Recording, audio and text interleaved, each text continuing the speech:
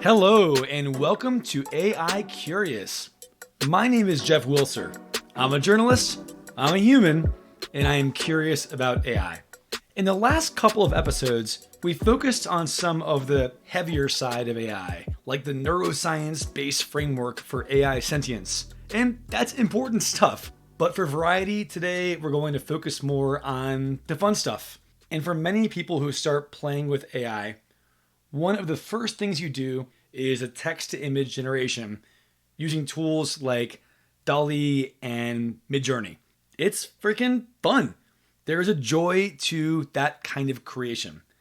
I think the first thing I did personally was ask DALL-E for an image of the Beatles in the Arctic playing tennis. I have no idea why my mind went there, but DALL-E didn't judge me, and it did a pretty good job of that image. So if you have any interest at all in the world of visual art or visual storytelling with AI, today's guest is right up your alley.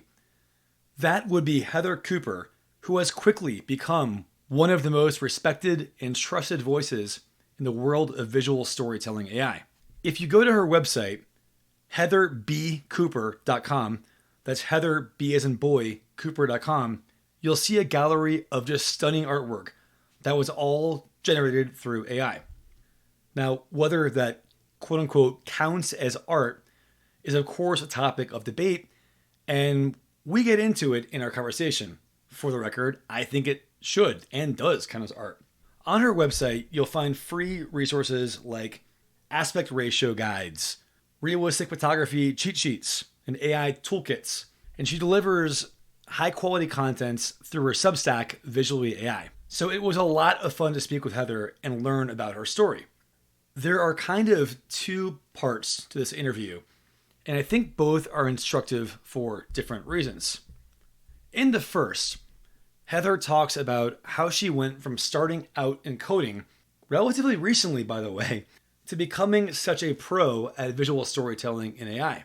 And I think the way she taught herself and grew her brand is interesting to anyone curious at all about entrepreneurship, side hustles that become full-time hustles, or even just self-improvement. And in the second part, Heather really opens up and is generous to share her tips and tricks and hacks and prompting strategies that create all of these visual gems.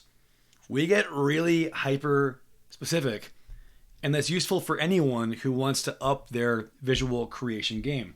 And finally, on a deeper level, one thing I love about Heather's story is that she has a meticulous focus on process, tracking, and systems. When people look at art or creation, often they think, aha, that's genius. And yeah, at times it can involve genius. But sometimes creativity comes through a lot of trial and error, hours of just screwing around, and as Heather will explain, even spreadsheets. Lots and lots of spreadsheets. As a spreadsheet nerd myself, I love that. So please enjoy my conversation with Heather Cooper, AI visual storyteller extraordinaire. Heather, welcome to the pod. Thank you, Jeff. Thank you. Thank you for inviting me. Let's start with the basics of your own creative background and then how AI appeared on your radar.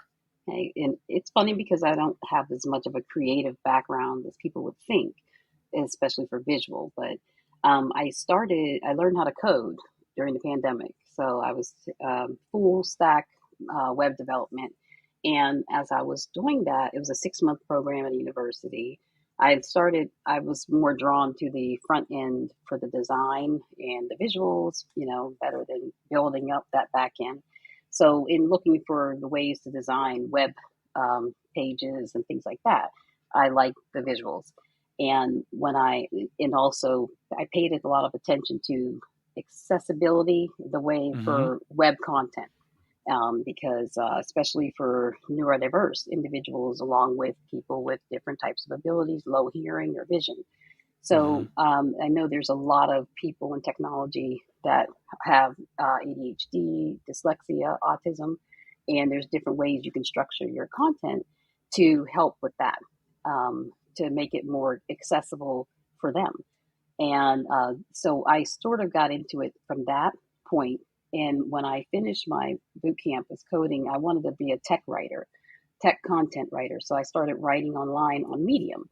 And in Hmm. doing that, I like infographics because visual information is, it kind of crosses those barriers. If, for dyslexics, it's easier for them to have infographics or something visual. Hmm. It tells a story. Your brain processes it 60,000 times faster than text visuals. Hmm. So Hmm. I started getting into that, and I like to display information that way, and also for web graphics, headline visuals, things like that. My images.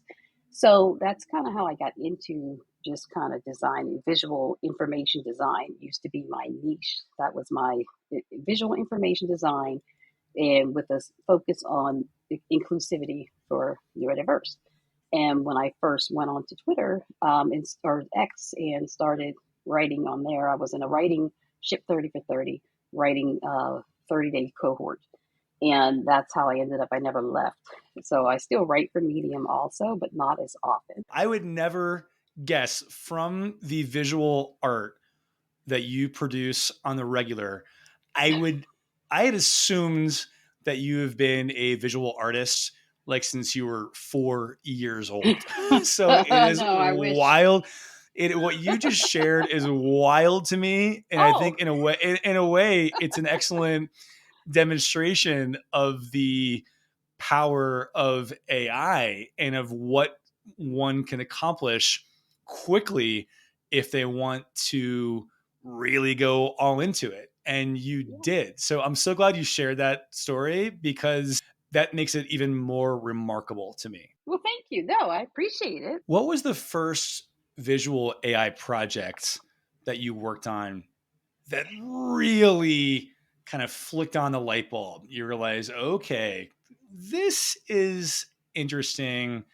This demands more of my attention. I am going to focus more on this. I think it was around, it wasn't too long after I started.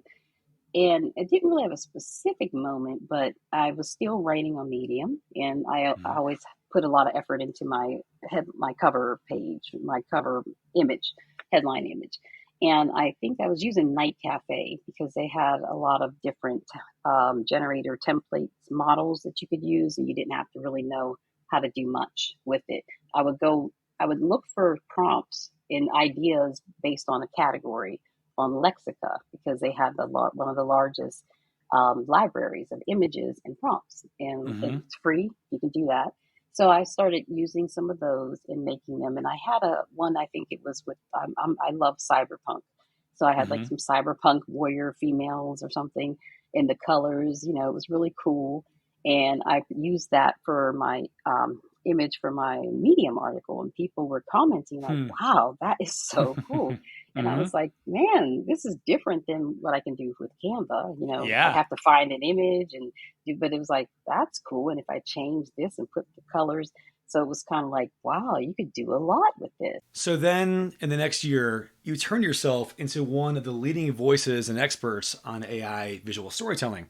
So, what were your strategies for learning the craft and getting good, getting freaking really good, then growing your brand? I think that would be instructive for listeners. Well, yeah, it's weird because I kept fighting like just doing that, and I was still trying to write and do, and I wanted to establish my brand on Twitter. And I had my old personal account, and I actually um started a new account in September. So this account that I started from zero in September, right around Labor Day last year. And I hired a coach, and he's still like my mentor, and we work together a lot.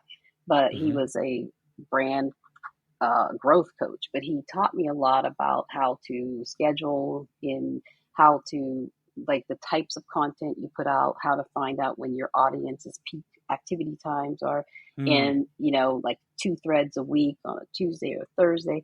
and that type of thing. And then it didn't fly as much to have a bunch of visuals. So I would only do it every now and then, and people really weren't as into it as they are now. So I Hmm. kind of like just kind of practice on my own, and I'd spend a lot of time with it. But I go hard on everything when I like it, and that's like a thing Mm-hmm. with ADHD. If you like it, you're gonna do it a lot. And to be Mm-hmm. honest, a lot of people don't know this, but my father, he passed away around when I started writing, like actually on my last day of class for my coding course. He had dementia, Mm-hmm. and he had a severe case, like Lewy body dementia. So he was a he was a retired principal, but he was substitute teaching still. He was coaching all types of different sports, but at the time, basketball, right around when the lockdown started. So with him, he went so quickly. Within 2 years, he was gone, and had to have him put into a facility right at the beginning of the lockdown. And I'm in Pennsylvania, and I'm in Georgia.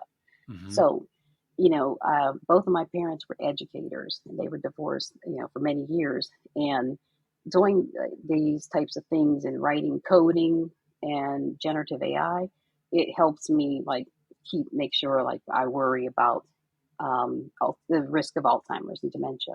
So it's like constantly Mm-hmm. firing neurons and, kind of keeping everything fresh. So I also dove into this a lot because it was a way to kind of like, put energy into that so I didn't grieve as much and wasn't, it helped me cope. Yeah. So I would do that. Yeah. So as I did that, and then you're seeing things like, wow, it's fulfilling. And I think now, like, too, like he would Yeah. be so thrilled if he could even come to a space or see any of these things online, because he was always cheering me on, and that's just how he was. But so that kind of helped uh, keep me going through that. And it was like, well, if I'm doing that, I won't think about all these things. And but at the same time, everything was changing, and things kept speeding up where just more and more things were developed. And when ChatGPT came on the scene, that's when it really took off, because I just Mm-hmm. happened to notice that. And I, like a day or two after it was released, and I was reading another person's account, and they said you can get it to write a blog article with the Mm-hmm. H2 headers and everything. And I just gave it a try, and I'm like, oh, you can, it will do that. So they're linked, and ChatGPT and the LLMs, large language models, and the AI in the algorithms of these generators, art generators, are very similar. They're all using Mm-hmm. natural language. And you tie all that together and think about, like I said, I'm used to talking to people in plain language, the way they can understand. So Mm-hmm. you're basically learning how to speak to the AI, how to speak AI. And with ChatGPT and Midjourney and any of these Stable Diffusion, it's learning how those words will be translated by the AI. So for Mm-hmm. whether you wanted to generate a text or an idea, summary, outline, or image prompts. I do that all the time. And I Hmm. feed it information, and I get prompts back, the way I want. So Heather, what was your main approach to learning this new language? For the art specifically, I never thought I would be able to make visuals. Like I would see the AI artists that the hashtag AI art, Mm-hmm. and it just looked so amazing. I remember I did a curated thread of the best stuff, because I said I'll never be able to make anything like that. And I just wished that one day I could be like that. But they didn't share prompts and stuff, so you kind of had to just guess. What I Mm-hmm. would do is I would trial and error and test a little bit and see what happened, and then try to pay attention to certain words that seem like they mattered. So at first you just throw everything in there. I don't know which part of the prompt makes the difference. And as I did that, I started seeing like Unreal Engine or hyper realistic and certain things that, Mm-hmm. 3D, UHD, 8K, and you start Hmm. paying attention to those kind of things in cyberpunk or, sci-fi, certain things that would kind of seem like they would give a certain type of response, a Hmm. certain type of output result, not So response, sorry. but So, so, so, so when you say that you're looking at, are you? Do you mean you're?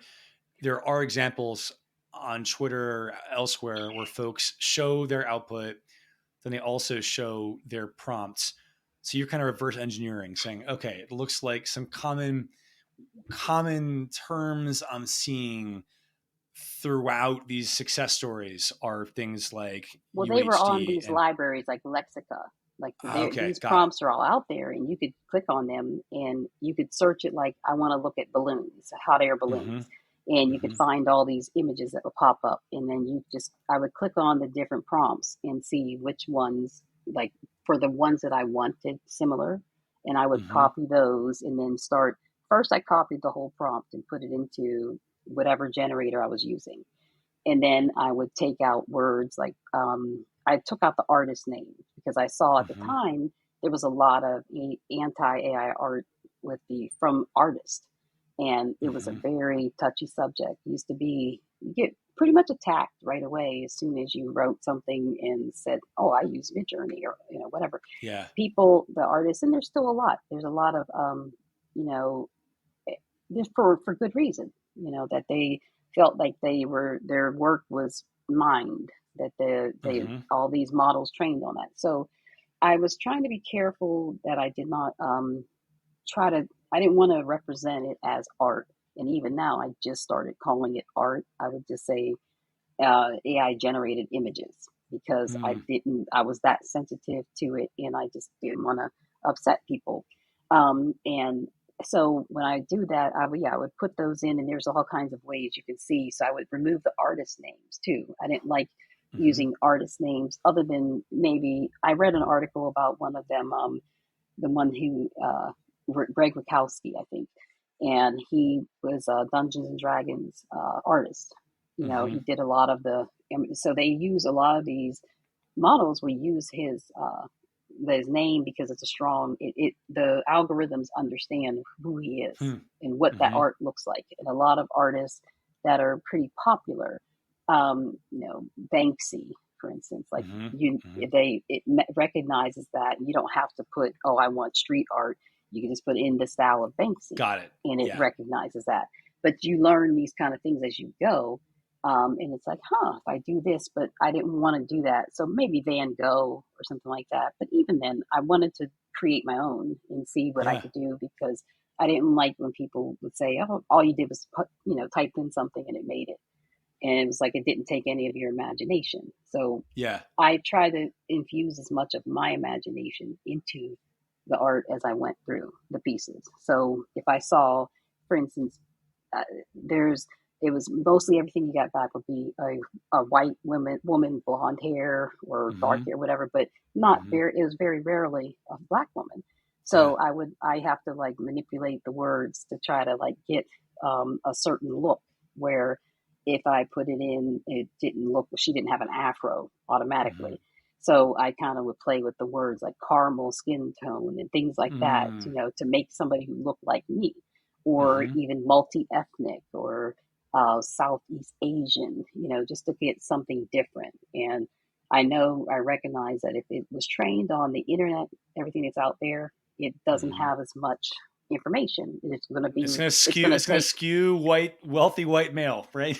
So Right, and it's like, yeah. and for you notice a lot of the images you see, especially anime, it's going to be a lot of time an Asian appearing Mm. character, and Mm-hmm. it's like that's just baked into it. So it's like I put a lot of effort into trying to like coerce it into producing something that's a little bit more representative. So in those things, when you're doing that, you're paying attention to certain words like stunning, gorgeous, Hmm. beautiful, cute. They all kind of would produce different looks. So I don't know. Interesting. Yeah.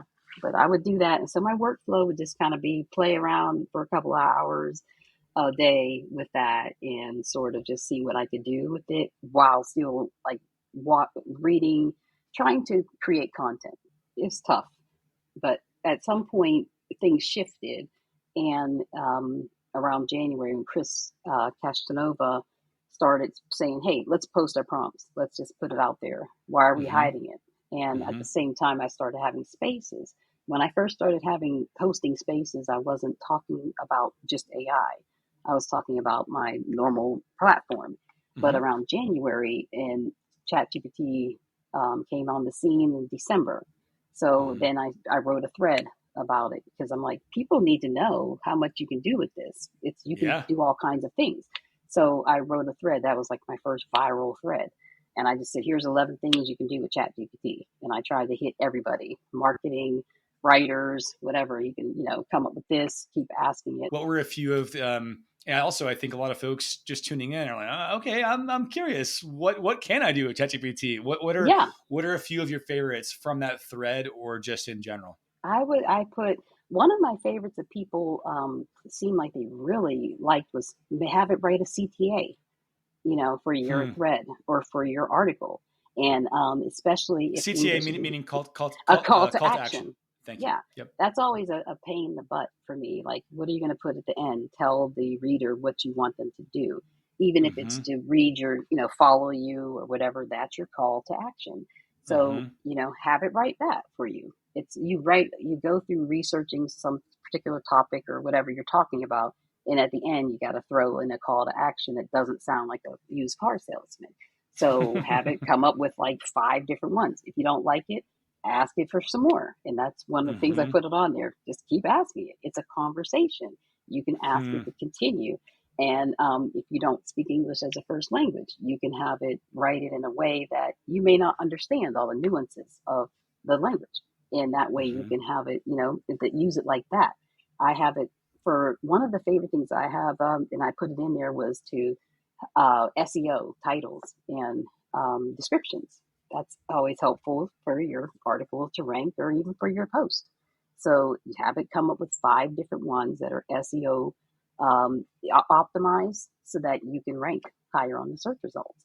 Hmm. Have it come up with, I'm trying to remember now what were some of the things because so much has happened since then. But yeah, it was like come up with a meal plan, come up with all these little things like that. But I remember that the one that people seemed like they would comment on was that the CTAs. So I'm like, must be I'm not the only person that hates doing that. I love it. So I am terrible myself. I should be doing more of that myself. So I will take your advice on that. That's great. oh yeah. Speaking of advice, what is some advice you give visual artists when there's or anyone when they're first starting out with visual storytelling in AI? Well, the one thing I think people, you got to be open minded and understand that it's AI. It's not going to put your face on to something, and you can't force it to do anything. You have to be open minded to accept what you get and work with that. If you think that you're going to get, I wanted to have this, and the building's going to look like that, and the sky, it's never going to work out like that. And Hmm. it's going to be, you're going to give up and think that, oh, it's not, I just can't do it. Also, don't compare yourself to other people because like my background is different than yours. So the Hmm. way we think about what we want to visualize is completely different based on our life experiences, our perspective, and what we've done. I might have taken the art classes in high school. You didn't, so that Hmm. don't I might know a few more names of colors than you do to use more description or something like that.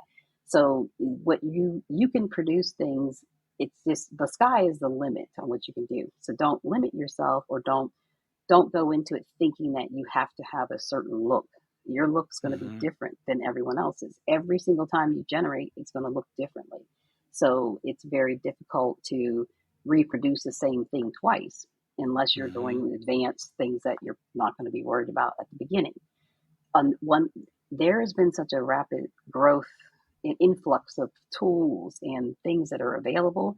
Do not limit yourself to one or two things. Don't only be Hmm. Midjourney and only that. And also, you don't have to master one before you try something else. Use the tools that are available. There's tons of things that are out there, like Night Cafe, where you don't. I never paid a penny. Every day they would Hmm. reload you, or they would give you so many credits, and you keep using them. Find things, the sites and tools that have something that you can use, but be aware that every day there's more and more free things. Pika, the animation, it's completely free. And Hmm. I'm not sure how they do this, but there's thousands of people using this, but it's Yeah. free, and we're Yeah. animating it on the same level as Runway. Who's we're paying a heck of a lot of money for that, you know. So use the tools that are out there. Don't be afraid to step outside your comfort zone. I love it. I want to get to tools in a moment and some of your favorite tools and favorite tricks and prompting. I want to nerd out a bit there. Before we go there, Mhm. though, more generally, what has surprised you as some of the interesting creative visual possibilities that AI can unlock? Things like, whoa, I wouldn't have The thought that's even animation, possible. Yeah. the Yeah. animation, that's it's like that. It moves you when you see your Hmm. image, especially it. Like for me, I do a lot of abstract, or it's not necessarily photorealistic. I do more now, but when I saw my abstract draw images moving Hmm. and come to life with depth and just move, Can you give an example? I that know it's tricky to. I know it's hard like to. say trying to think. I have so many. I like landscapes. I like Hmm. pop art landscapes. Okay, and they're pretty cool. I'm from Pennsylvania. I'm from Pittsburgh. I do rivers and bridges and things like that. So I Hmm. have all these images that are like that. So when I animated those, and the water's moving in the rivers, Mm. and the trees, the clouds are moving through the sky, and it's like how that was just joy beyond measure, because I was already thrilled with those images because they were so beautiful and they're so different. And then to have them come to life literally, that was mind blowing. It still is. I still test like watercolor paintings and have them move. To me, Wow. that is just like, I can't believe we're there. Where, Yeah. how did this happen that fast? And And God knows what it will look like 1 year from now or 2 years from now, yes, right? because like I said, this has been 1 year. It feels like five, Yeah. but it's only been Yeah. 1 year. Let's get to some tools now. I think a lot of folks listening will be really curious to hear about, okay, what are some of the, and as you say, it's you shouldn't get locked into one tool, and perhaps whatever's best in class right now might be hilariously outdated 6 months from now, right? So I get we don't want to get too focused on any one thing, but just briefly, what are a few of your favorite tools to use right now? And if you can kind of give some like kind of what each one is good for, like, oh, this one's good for this, that one's good for that. And then let's get to some like prompting best practices and kind of circle back on ChatGPT and what you've learned from that and how it's informed yielding this amazing artwork. So let's start with some tools. What are a few of your favorites right now? So the tools, and I'll say like I throw this in there with the other tools because, like Google Sheets, I always have it open. As a spreadsheet nerd, I am delighted to hear you say that. That's Oh, great. Say more. I have a sickening amount of tabs, and I usually have to like be forced. I'm renaming them, but I keep that open all the time, and main for prompts, because that's where Wow. I have thousands of prompts that way. So if I see a Wait, prompt somewhere. Heather, you have thousands of prompts? Oh yeah, yeah, and Incredible. to be honest, I don't even go back and look at most of them, but Sure. I have them there. But and I have them like categorized, like month to month sometimes. But Wait, yeah, wait, can you if that's you'll how indulge that me? also helped me learn. That did help me Yeah. learn, because at first I would go back to those prompts and I would take Hmm. those apart. So I would keep track of, like, okay, oh, where's that one where I made the forest? Where's the one where I had the space Mm, sci-fi, thing, and keep track of them. And then I would take somebody's prompt and then add like colors or change it around the setting a little bit and make it mine. I didn't want to just mm, recreate somebody else's. hmm.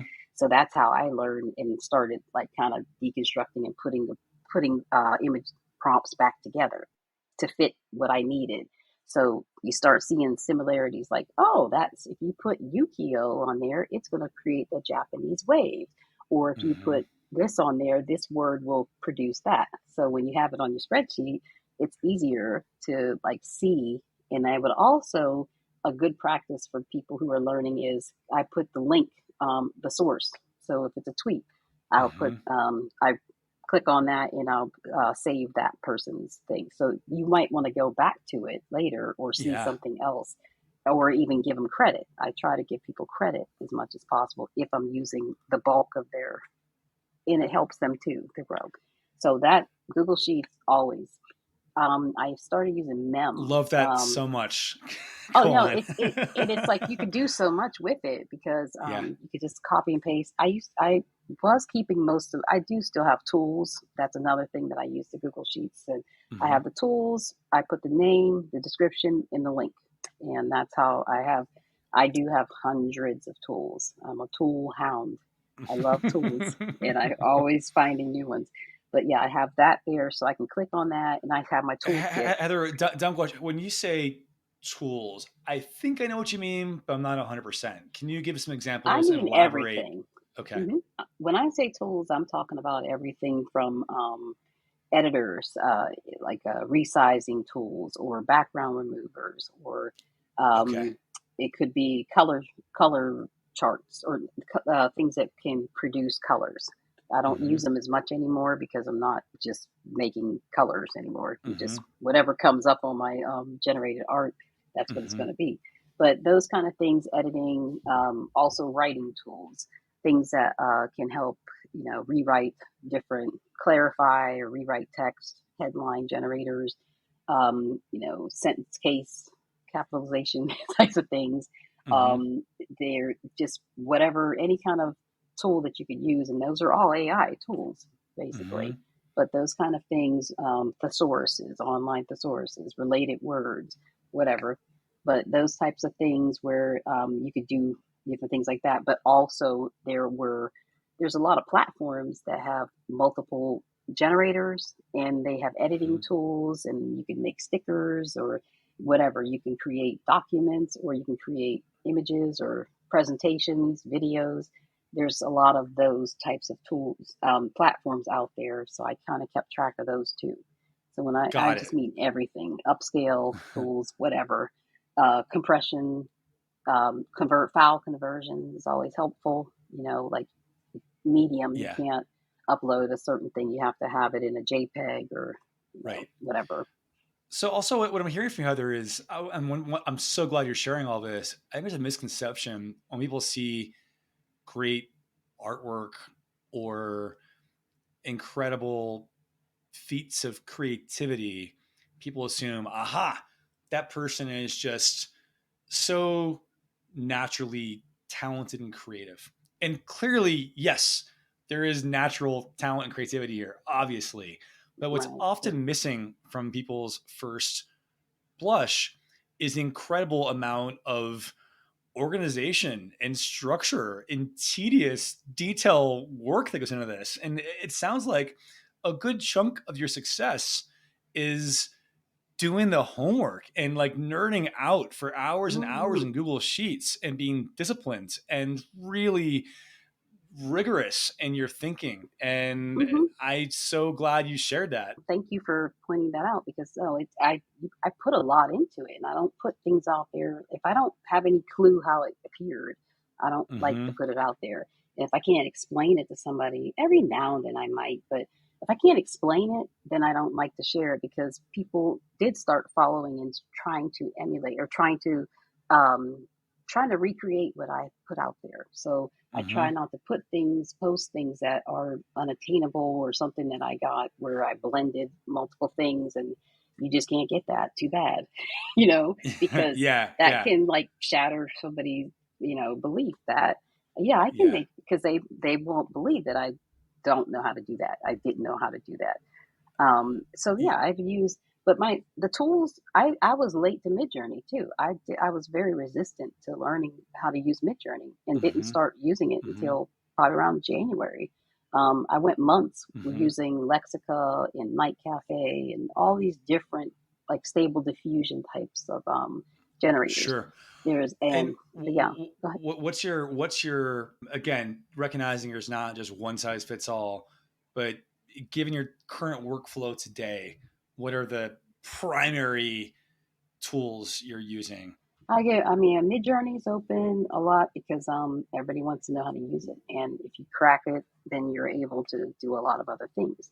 So Mm-hmm. Discord is always open, and there's Mm-hmm. everybody's in Discord too. There's every platform is in Discord. Every tool they have a Discord channel.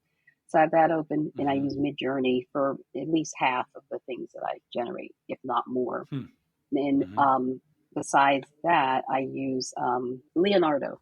That's Mm-hmm. what I use instead of Midjourney for a long time. Leonardo has a very extensive platform, and they have multiple models and generators on there and editing tools. Midjourney does not have any editing tools except for the in Mm-hmm. painting that's there. Leonardo has a ton of stuff and it's free. Yeah, you can use all these things for free. They just started adding the paid plans later, but that is free. So that I use go back and forth between those, and then there's tons of other ones that I use in between that. Now, for lately, I've been using Runway and Pika a lot, and Pika's within Discord. It's only off of you can only use that. Those are the animation tools. So what I'm doing now is every time over time, when I started creating different pieces, I would think of what I could do with it. And so be Mm-hmm. like, this is how I could use that.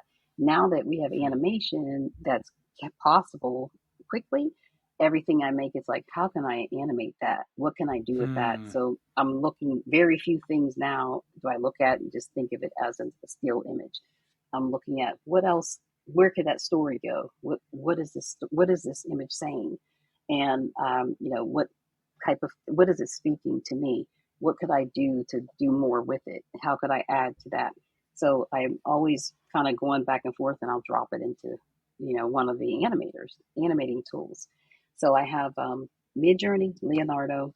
The pros and cons. Midjourney is a mess, but that's what it is. And once you master the little bit, intricacies of that, it's helpful because you can still use those concepts other places on how you Mm-hmm. structure your prompt. But it's easier than Midjourney is way easier to prompt for than any other ones. Most of the other ones I call them stable diffusion type of models, where that's basically everything. And Midjourney is kind of a secret. We don't know exactly what they use, but Mm-hmm. it's you can type in one word. I can prompt with a single emoji and get seriously. I've done that. I was like the emoji queen. Matt Wolf put me on his that helped me blow up a little bit because Uh-huh. he said you use emojis to prompt. And I'm like, yeah. So he ended up putting that on his show, and he was like, "Go see HB Coop because she's." And all of a sudden, I started seeing all these people following me, and I'm like, "What is this? What's going on?" But yeah, emojis. You can put one word and get something. There are very few. I can't think Wait, of wait, any other wait, wait, generator. wait, we gotta Yeah, one example. What's an example of an emoji you inputted, and then what the hell did it output? That's hilarious. a diamond. If you Uh put the huh. diamond emoji, you're gonna almost always gonna get a female with flowers and like laying oftentimes you'll have a female kind of floating around in flowers and or water.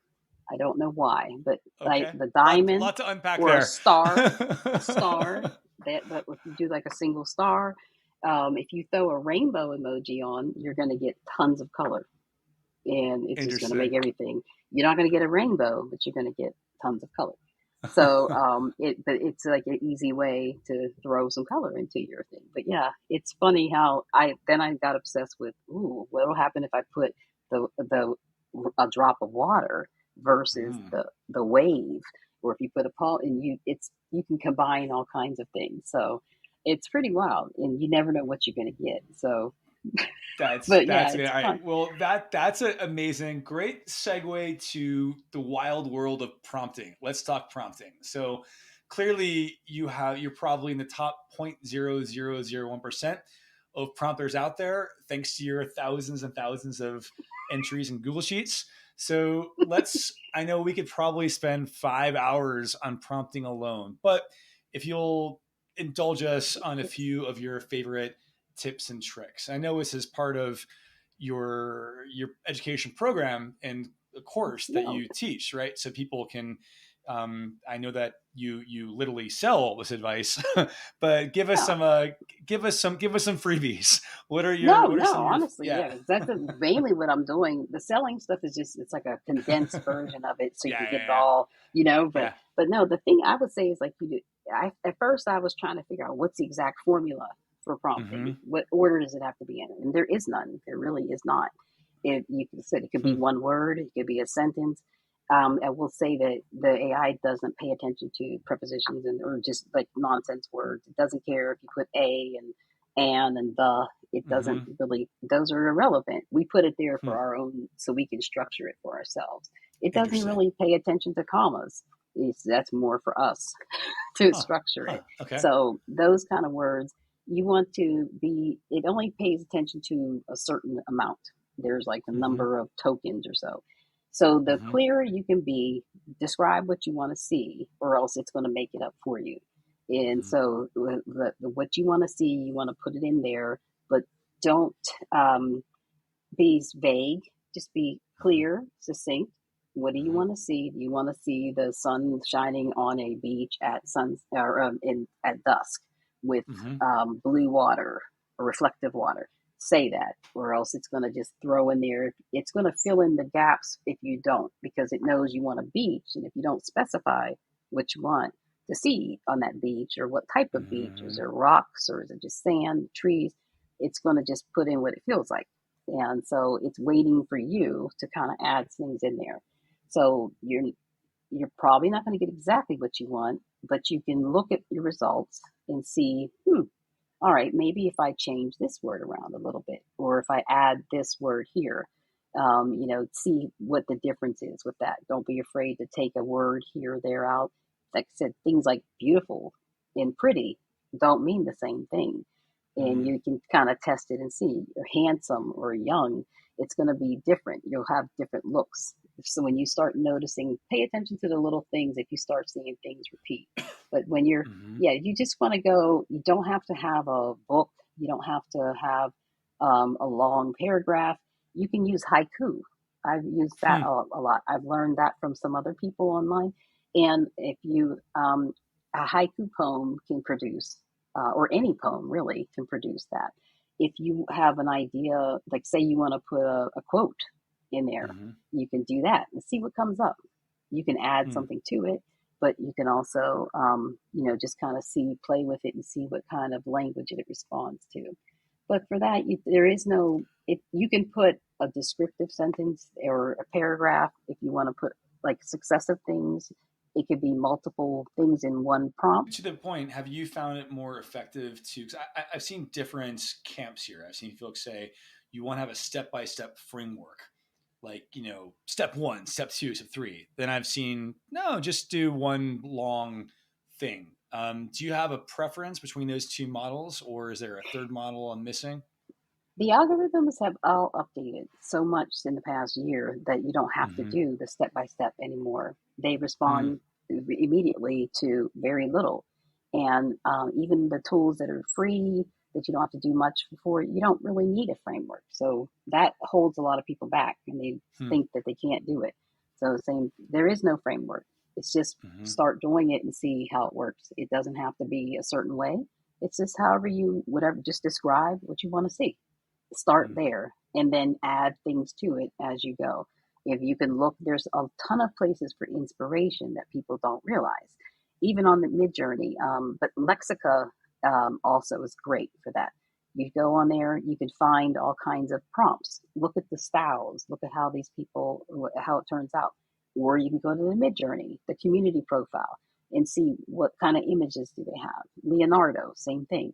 They show, oftentimes they'll have the prompt, and then you can kind of Hmm. look and see, well, what did they write? What did they put? Some of them are super long, some of them are just a few words, and you'll start to see, like, things that look to the things that you're interested in.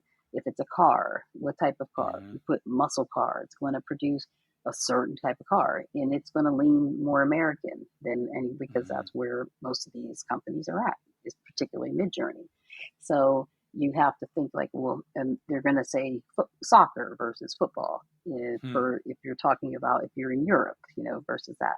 So you just kind of like, there is no certain way to do it. And it's kind of becoming where prompting is going to, I don't want to say obsolete, but the tools are getting so good that you don't Mm-hmm. really have to. And that's why, like Chris Cashinova months ago was like, why are we saving this? Just, help everybody. They can get to this point. And after a while, you Mm-hmm. don't have to we learn like, oh, you don't have to put photorealistic anymore or hyper realistic. It's going to come out like that already, unless you Mm-hmm. specify otherwise. So yeah, a lot of tools that are out there. There's just things that are in a lot of these programs. They have prompt assist where you can it'll prompt Mm-hmm. magic, and it'll help fix your prompt while you Hmm. type it in there, and then it'll make it produce something beautiful. Is there one element you always include in every prompt? No, no, there used to be like I would put, if it was something I wanted photorealistic, I would put that, or Yeah. hyper realistic, or UHD, 8K, 4K, but Yeah. you don't have to do that anymore. So there really isn't any, it automatically does, Love it. unless you specify, I want a sketch or a charcoal drawing or something like that. So let's zoom the lens out a bit from prompts and consider your overall framework for any piece of art or visual storytelling. Um, I know now that you are very organized and structured, which I love as a structured nerd myself. So I'm guessing you have a bit of process. Can you walk us through your process from I have an idea for something cool? Or maybe it even starts before that. Maybe the process starts before your idea in terms of idea generation. Maybe that's step one or step zero. But if you can, what's your framework or process like? And feel free to get as granular and nerdy as you would like. Well, I do want to. I realize I didn't specify when I was talking about what what type of framework for prompts, for image Mm-hmm. prompts. If you know what style you want, if you're not going for photorealistic, you want a watercolor painting or a graffiti street art. You want to put that in there somewhere so that the generator knows. So when I Sure. am so that specifies that, or otherwise it might just be like a photorealistic picture or just a regular Got it. photograph. To me that's not as much fun as what else you can produce. So that's why I often do other things. But for I look at things where I try to like styles that move me, that I really like, Mm-hmm. that I just want to see how does that work. A lot of times different like traditional Chinese paintings, and how do they get that to look like that? But I want it to be 3D. I don't want it just to be Hmm. flat. I want it to be 3D. And how can I add other elements? I want to see what else I can add to it to make it different, to make it more mine, personalized. So I'll look at something, and a lot of times what I do now is use the describe tool. So I might just say, I see this image, I like it. I wonder how they made it. I want to see Mm-hmm. what else I can make with it. So when I use the describe tool, or there's, even if you're not in Midjourney, there's another one called the Clip Interrogator, and it's free, and it'll tell you a suggested prompt for that. It's not going to reproduce that exact thing, but it's going to give you a pretty good something similar composition. With Mm-hmm. Midjourney, I get 4 prompts, suggested prompts for each image. Then I go, each one is going to give you like a different section, basically, of that image. So I end up with 4 brand new prompts that I can work with and make it into completely different things from that one image that I took inspiration from. So Hmm. then, if depending on what it is, I might get an idea like, you know what, I'm going to do one for the beach, or I'm going to do one that I've been doing lately. I like the urban background. They have like called city portraits. It's a style. So I do one where it'd be nice if you could just prompt for a regular person in the street, right? Because that's what Mm-hmm. we all are. So could we have somebody that looks like us? So I want to show people like, here's how you get a teenage girl or a middle aged man in the city on the sidewalk. So I kind of go with it. Now what I'm doing when I create, it's more to teach, and Mm-hmm. what can I show people. So I like to look and see what's missing out there. I look for content gaps and what are people talking about. So I look for things that they're not talking about. They might show you how to make a Wes Anderson whatever, but how Mm-hmm. about this? How do you just make this an old woman sitting in a chair? or whatever. Hmm. So I look for that, and then I try to find ways to appeal to people, give them a reason to want to look at that and teach them, because my motto has been I learn this stuff, or I pay attention to all these tools so you don't have to. I want to show Hmm. you how to make things without being an expert, without having that experience. So it kind of shifted into more teaching, but as I'm doing that, I'm learning. So a lot of times I'll see a certain style, like the traditional Chinese painting. I saw one that I like, Xingha, I can't remember, Xingha, something like that, Xingha. But it's Hmm. a traditional, it's a Japanese style that kind of was out for a little while, but it has a lot of Western influences. And it was a little bit controversial, but it's a very strong token. If you put that on to attach that into any prompt, you're automatically going to get a Japanese landscape and Hmm. certain things. So I wanted to explore that more. And what I do is start researching that. What does this word mean? Who were the artists? When did this, how long was this out there? I don't want to start using these terms and then offend somebody in another, like that's Hmm. they're, there's somebody that might think, I hate for people to be like, oh, she's just uninformed and ignorant American who's not going Hmm. to, putting forth effort to learn this stuff.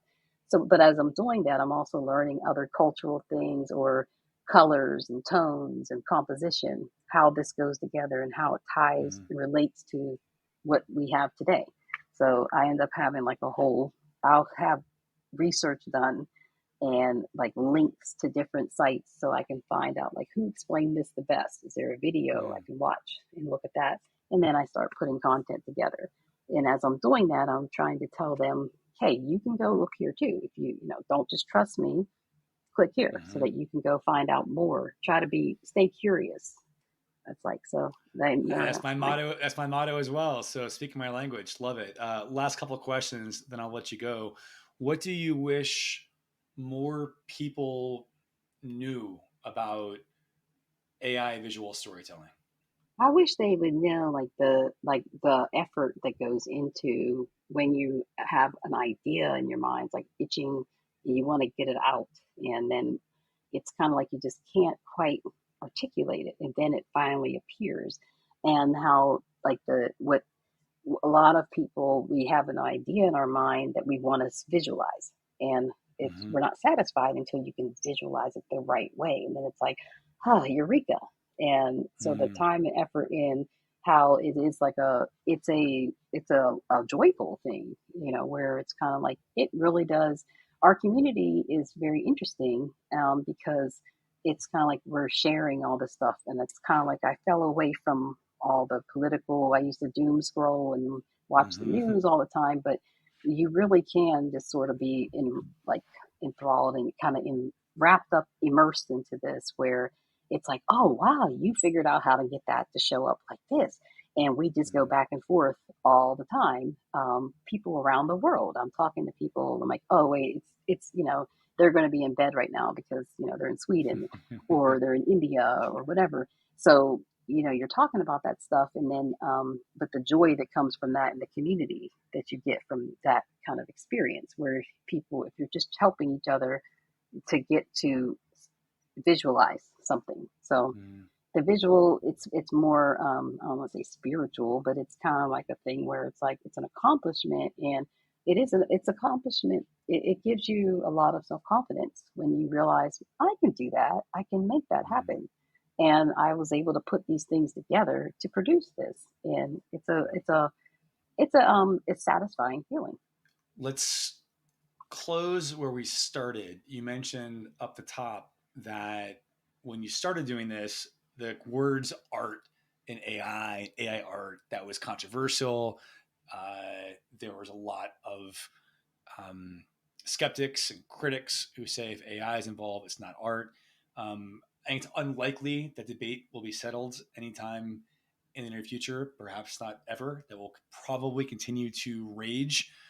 But now that you've been playing around with this for a year, which is like 1 year in AI is like 20 years normally. But Yeah.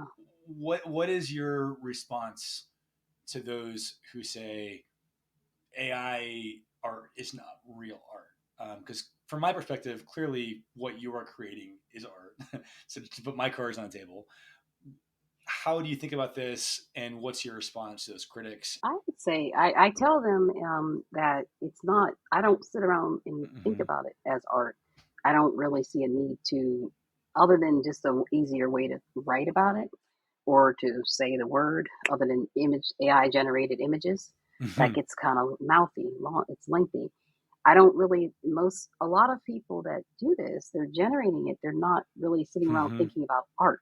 And it's kind of like it's two different things. And the respect for art in people who that is their livelihood and their practice, it's two different things. And photography even too. And there's a lot of people that have kind of come over tradition artists, Hmm. not traditional because they're artists and photographers who started using AI art and AI art generated tools. And it's funny because they have the knowledge to make Hmm. things that we can't because they know the camera angles, they know the lighting terms, and they know what you want to have in the foreground versus the background. I don't know, but that's the kind of thing. I don't really think about it as that, and I see it as I see a lot of people. They'll say, "We just typed in some words," and I do argue sometimes. I'm gonna go answer back for them and say, well, let me see what you do. You type in your Hmm. words and see what happens. And don't use mine. You use your words.